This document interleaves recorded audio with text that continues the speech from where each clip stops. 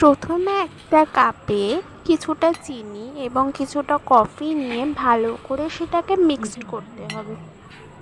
দেখতেই পাচ্ছ তোমরা, আমি এখানে 2 চামচ চিনি নিলাম এবং 1 প্যাকেট কফি দিলাম। তারপর আমি এটাকে খুব ভালো করে মিক্সড করছি। এইভাবে এটাকে মিক্সড করতে থাকতে হবে।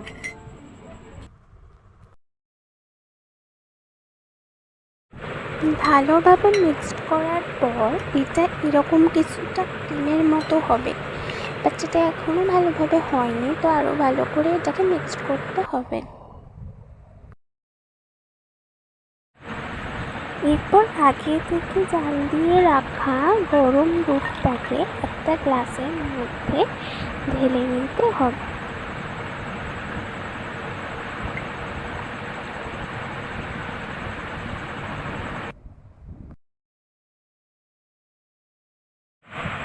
এভাবেই ওই গরম দুধের উপরে আগে থেকে কফি এবং চিনির ওই মিক্সড ক্রিমটা তোমরা দিয়ে দেবে এবং দিয়ে দেওয়ার পরে আমি অ্যাড করেছি কফি কোলাজেন্সকে গুঁড়ো করে উপর থেকে অ্যাড করে দিয়েছি, যাতে একটু দেখতে ভালো লাগে।